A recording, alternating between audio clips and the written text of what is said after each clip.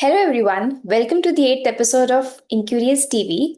At Enqurious, we help companies build high performing data teams by upskilling professionals with hands on and role based learning, turning curiosity into career growth and business impact.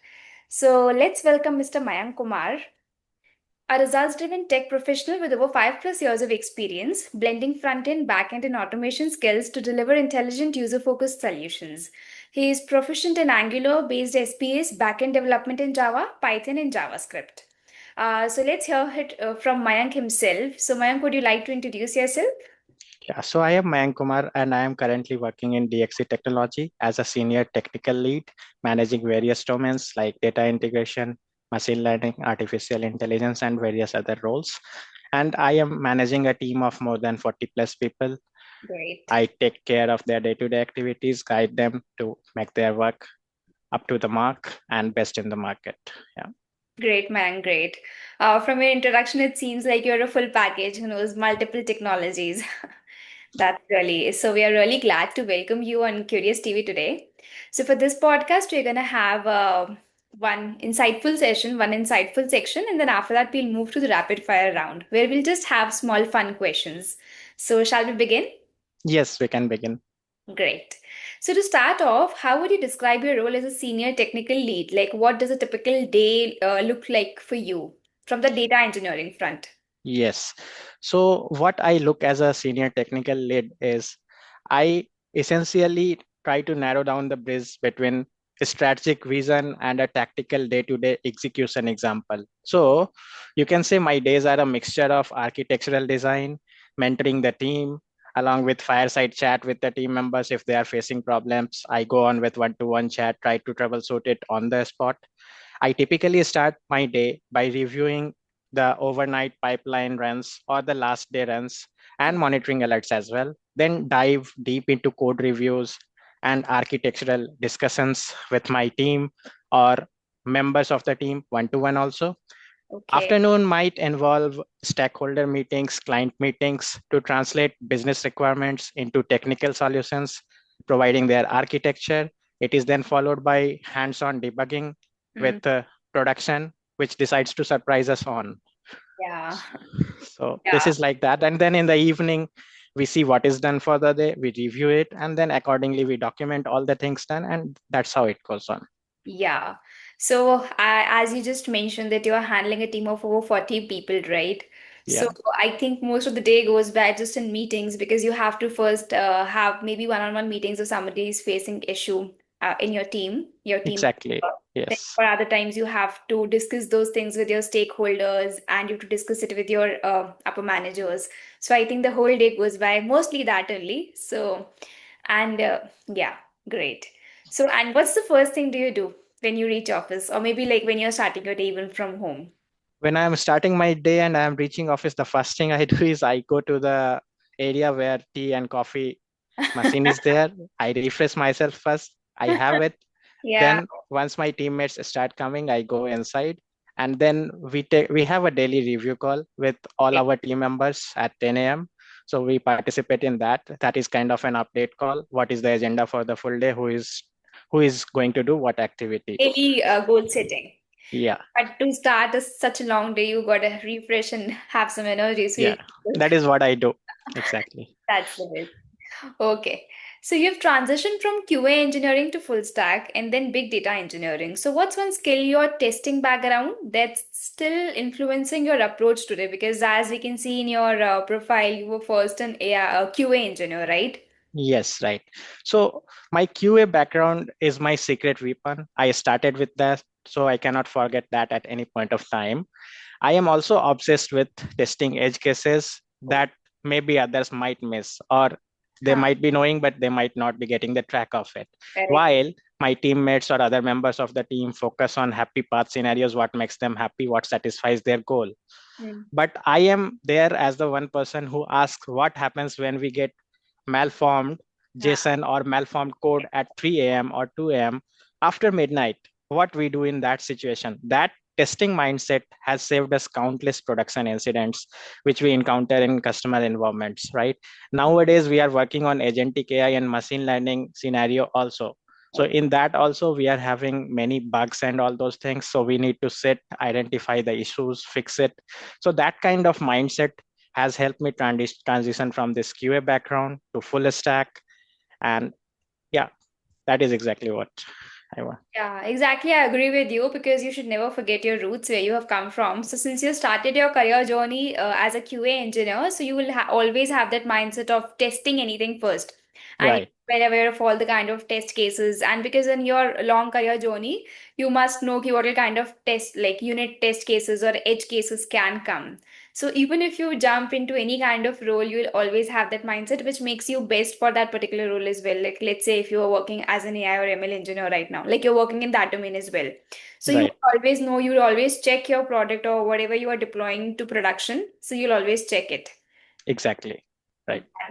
Great. What's your process for designing scalable ETL pipelines from gathering requirements to delivery? And how does Snowflake play into your career architecture? So for designing ETL pipeline, what I do first is I design a blueprint first because I follow a blueprint first approach. I started by mapping data lineage and then identifying the potential bottlenecks or issues Yeah. before I write a single line of code. Once these things are identified, writing a code becomes easy. And coming to a Snowflake, it serves as our central nervous system, we can say like that. We leverage its micro partitioning for performance, use streams for change data capture. So this architecture is deliberately modular and each transformation stage can be tested, divided into pieces, and it can be scaled independently instead of having dependency on each other. So that is how we follow this module. Okay, so first, like to sum it up, first you'll prepare blueprint, right? So that's Yes, what we should go ahead with. right, Ideally, then, like first, if we know the problem statement well, if we know the business requirement well, and then breaking it down into different chunks to achieve those milestones. exactly. Yeah, That is one, because if we try to just jump directly towards the end goal, or like we're not dividing it into different chunks, we won't be able to even keep track of what we have achieved so far. And yes, when we divide it into different chunks, the most like the best benefit of it is we'll feel proud ki, okay, we have achieved this much, so we can now move forward and we can even achieve that as well. I agree with you on this totally. Yeah. Yeah. Can you walk us through a production incident you resolved? How did you identify and fix the root cause to restore pipeline reliability? Because most of the time it happens, the people who are working in production, they just do something and the code breaks. The code does. Yeah. So one of the memorable incident which I can remember in my mind, it involved our customer segmentation pipeline suddenly producing empty data sets. Everyone was thinking that data is full of data there, right? It is having all data, but suddenly it showed empty data sets, that too in front of the customer and his leadership team. So while the team deep dived into Spark configurations in this scenario, what I did from my perspective is I traced it back a subtle schema drift in our upstream API, then a new nullable field. It was causing validation logic to fail silently, which no one else was noticing. All the team members were focusing on where the data is missing, right? From where it is missing. So this fix, what I just picked out, it took 10 minutes to resolve this issue, and finding it only took 3 hours. So overall, in 3 hours, 10 minutes, I fixed this issue, which was getting encountered from the last 24, 48 hours. So that's why we now have comprehensive data profiling at every ingestion point, Uh, especially in the team in which we are working. So that helps the team to grow in the right direction and in a better way, right? Yeah, such moments are like now because this is past. So now it's a memory for you. But at that moment, it's so scary. Like it might not be for you because considering the amount of experience you have, and also since you've worked as a QA engineer, so you know exactly where to hit and find what's the problem. Uh, Yes. but those moments can be really scary for us. So like this is you've given for your particular instance what happened with you.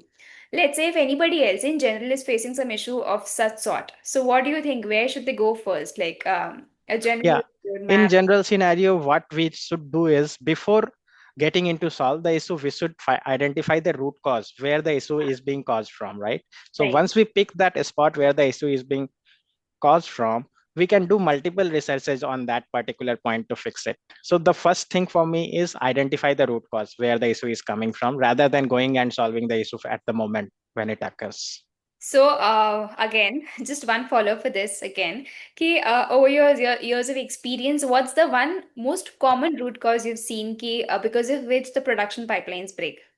Yeah, the recent one, which I can say that I was deploying a full stack project, which Okay. I developed locally in my system. I had sent to my manager, who is my current manager in my team, Mhm. and the same code was not working on his laptop. So Okay. what I did as the first point of time, this was in Python. So I first identified the Python freeze. Means Python freeze is something which gives the modules which are there in manager system. I matched all the versions together. What are the versions of the modules in my system, Yes. as well as my manager system. Okay, so once that was identified, I just matched the versions of all the modules together, Hmm. and then this issue was resolved. There was a version mismatch between mine system and my manager's package system. So that was the root cause of this, that the code was not working. So I solved it in this way. Yeah, so even with like I also work with Python. So this is one of the most common issues I've faced even when I'm deploying it. So because the version mismatches are there, it won't get deployed. So yeah, agreed completely over this. Key first of all, we should what we should go and check is the versions. They should be same. Right. Correct. Data often comes in CSVs, JSON files, APIs. So how do you handle schema evolution and semi-structured sources in your workflow? So how I take schema evaluation is in real life. If we relate it, I relate it with playing chess, right? Playing chess with the data, you need to think several moves ahead, right? Once the data comes, you need to have a chess mindset like a chess player, just like our player Viswanathan Anand. Uh, So I implement schema registries with backward compatibility checks first, and then use Apache Avro, which you might have heard, for self-describing data formats. It is something which can self-describe data formats. If okay. we have semi-structured sources, we employ a land, validate, transform pattern with extensive logging at each stage. So that is how we handle the schema evaluation. This is one very good advice, Mayank, you've given, to have the chess mindset, chess player, because we should think ahead of what's going to happen. So Yeah, that will again resolve most of the problems. Thanks for this. yeah. Okay, so moving on, testing and validation are keys to reliability. And how do you automate data quality checks and ensure consistency across data loads? Because I think you said you have over 6 years of experience. So you, when you started back 6 years ago, for testing also there must be so many tools, automated tools, which could just do the testing on their own. Exactly. Now, when we have moved ahead of time and there is a lot of advanced technology coming in every day, so how do you do it now? So for me, what data quality means is it isn't just about testing. It's about building trust in our team as well as our customers for whom we are working. So we as a team have automated as well as innovated great expectation checks that run continuously, just like a monitoring check, not just as pipeline completion. Okay. Every data set gets a health score that stakeholders can see in real time, just like a 24 into 7 monitoring. What our team is segregated in 3 shifts so that we are able to cover all the 24 hours of work for every zone customers. So Hmm. that is impacting the customers in real time. If data quality drops below threshold, or it doesn't match the customer expectation and quality, then pipelines pause automatically rather than propagating bad data downstream and getting it done manually. So that is how we do as a team. Ah, that's very nice. That's a very nice move. Um, Great. Okay. What emerging trends in data engineering, cloud native, real-time streaming, or lakehouse architecture are you most excited about?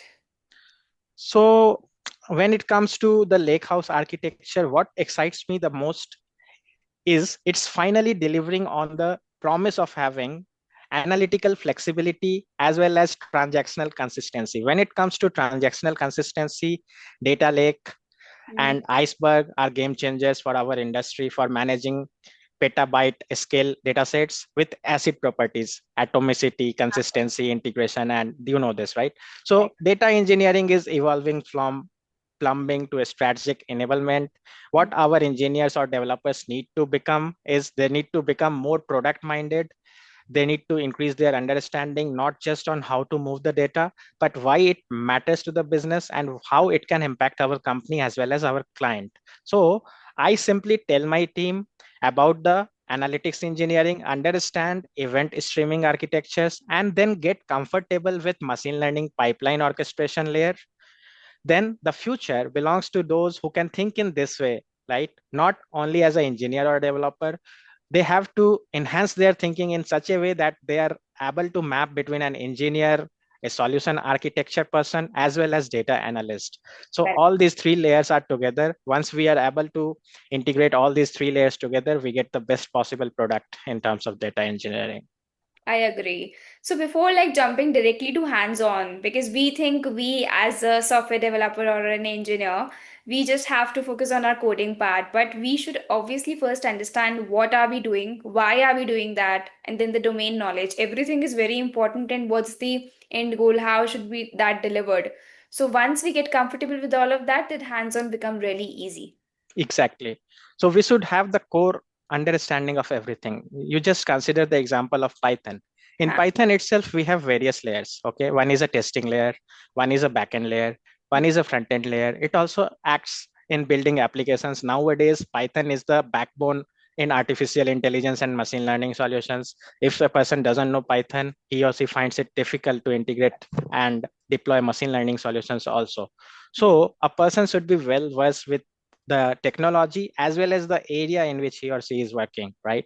So in Python, I cover all the domains almost. So I am having idea on all the domains. If someone is wanting to learn about testing only, that person should be familiar with all the modules, packages, and key terms, what is to be used in testing perspective. I'm completely aligned with you on this one, correct. This Yeah. is very important indeed. Yep. All right. So looking ahead, how do you see data engineering roles evolving over the next few years? What skills should engineers start investing in now? So seeing the future already, we are living in the era of artificial intelligence. Starting from generative AI, we have transformed now to agentic AI.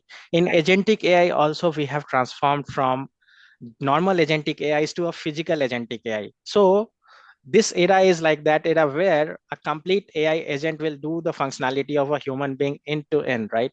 Though it is not that much mature as of now, but it is being built in such a way that in the coming few months, it will do exactly like that. So what technologies we should focus on right now is we should focus on generative AI skill set as well as machine learning concepts. If we need to deep dive into large language models, especially models like chat gpt, models like claude, models like azure api, we have open source models also like elon musk's grok api. So these kind of technologies are something which are really required in the field of data engineering to get not only to get ai analysis on it, but also to understand the data in a better way, analyze the data, do the data cleaning, remove the duplicates, and perform all the database activities for delivering the best possible results to our customer. So that is what is my point of view in this. Yeah. Artificial intelligence is growing at such a rapid rate. Every new morning you wake up and then there's a new model with new features in it. Exactly. I agree, even agentic AI, so it has moved. And now since it has have started, so I'll agree with you, ki it's immature. But now since we have started with it, so maturing it won't take much time. So let's So, go. so what I am saying is in coming 3 4 months, you will definitely go Yeah, to see that physical agent that some company developed it uh, and other companies started using it. starting doing it. So I am already seeing what is going to come here, and we should already see what is going to come and we should be prepared accordingly. Prepared So for now, it. We have to upskill ourselves. We have to be prepared ki what's coming, and that's the most important thing because industry is advancing at such a rapid rate that we have to keep ourselves upskilled. exactly. Yeah. So, Mayank, we've known a lot about your data engineering or the background you have. Now, a quick rapid fire round where just fun questions. So, I'll Yeah. ask the question and you have to answer immediately. So, shall we begin with that? Yes, please. We can begin with that. SQL or Python, name your forever language batch pipeline. Oh, name your forever language. To be frank, I like both.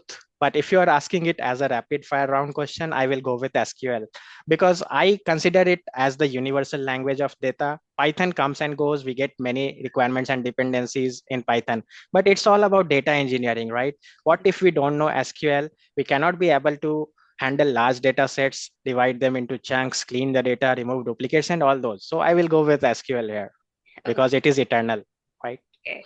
Batch pipelines or streaming workflows for mission critical systems.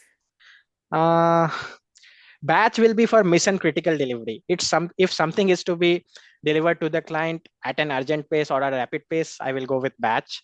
But Okay. for streaming, Hmm. streaming is also good, but I think batch is more reliable. Even if we can use batch at some awkward times like after midnight or early morning, we can do that. So here I will prefer batch. Okay. Most underrated data engineering tool today. Uh, People talk about many tools, but in my perspective, DBT, okay, DBT is one tool which is very underestimated. It is having many what you say, many capabilities. It transformed how we think. It is having evaluation capabilities. It tells us about data transformation. It gives us various documentations. Also, there is a community which Oh, is there to help us 24 into 7. I explored it on my own as a team lead. I had to go through various things to identify which tool we can use in the best way. So I think this is the most underrated tool in my okay. mindset. One shortcut or productivity hack.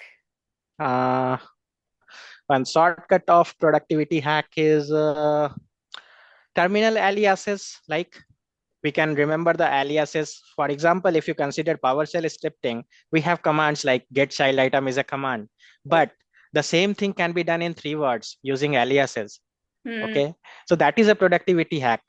You don't need to remember the full command, you just need to remember the 3 words of the alias. I just took PowerShell as an example, but Ah, we can do it in Python also. Something like that is there in Python also. correct, correct. We have like pandas is PD or numpy is NP. So Exactly. we have it So there. these are aliases. So Ah, aliases can be anytime productivity hack, and it can ease the pressure, ease the number of words, decrease it, and make it better.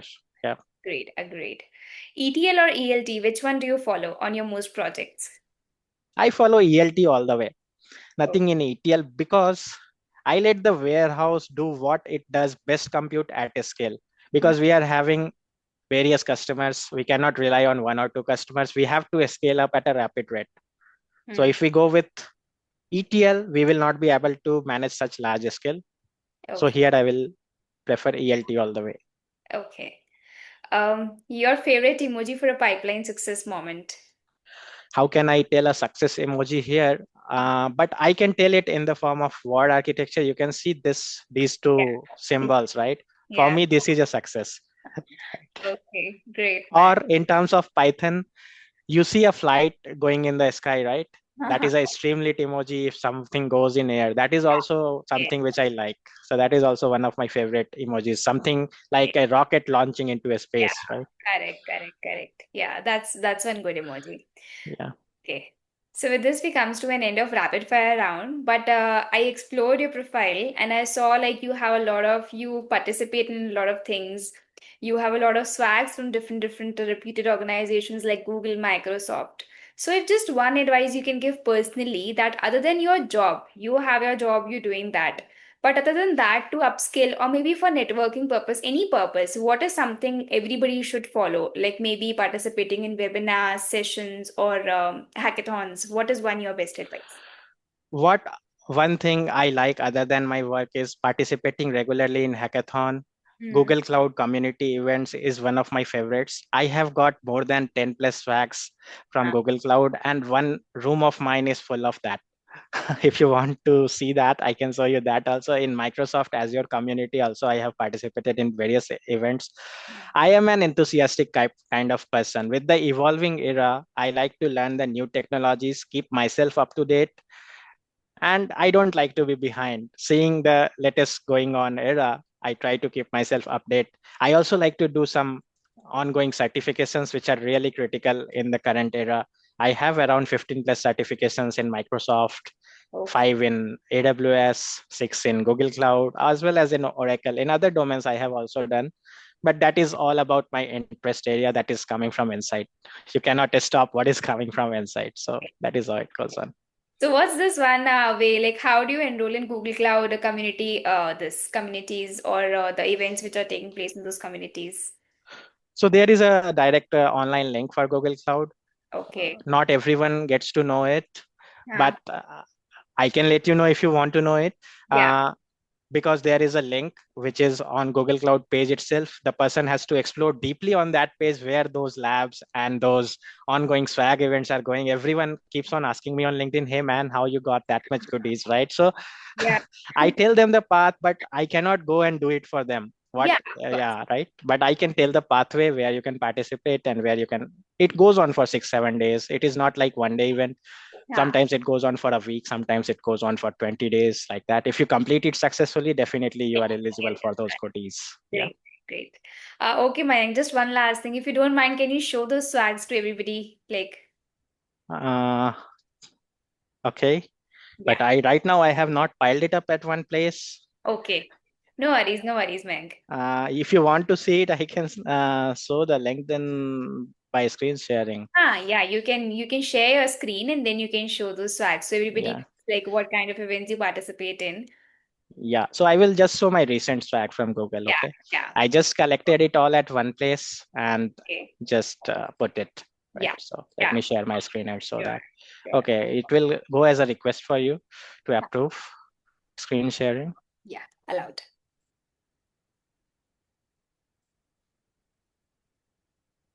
So if you can see my screen, Yeah. can you confirm? Yeah. Like you started screen sharing. Yeah, it's coming up now. Yeah. Yeah. So you can see this one. This Yeah. is from Google Cloud Arcade Swags. What all you can see in this, you can see. I will not go and name each of them, but you can understand what is there. Yes. And you can see the next image also organized in a proper table with LED and all, right? So if you do perform well in it, if you complete all the activities given by companies like Google Cloud, Microsoft Azure, even AWS Cloud, you are also eligible for the same. So I Okay. typically motivate my team members also, Uh, not only me, the people who are reporting to me or who are working under me, they are also doing the same sort of a stuff That's in my that's team. really amazing. That's great. And even I'm interested in such kind of things, so I'll definitely connect with you after this to know like where Yeah, I find that link. sure. Okay, Mayank. It was really nice to connect with you, and definitely even I have gained a lot of insights and seeing the commendable amount of knowledge you have. Thanks a lot for sharing all your insights, and I hope you keep doing great as you're already doing. Thanks a lot. Yeah, thank you very much, and all the best to you too. It Thank you. was very nice collaborating with you, and you have a lot of good speaking skills. All the best for your future endeavors. Thank you so much, Mayank. Thank Okay. you. Have a good day. Bye. You. Bye. Bye.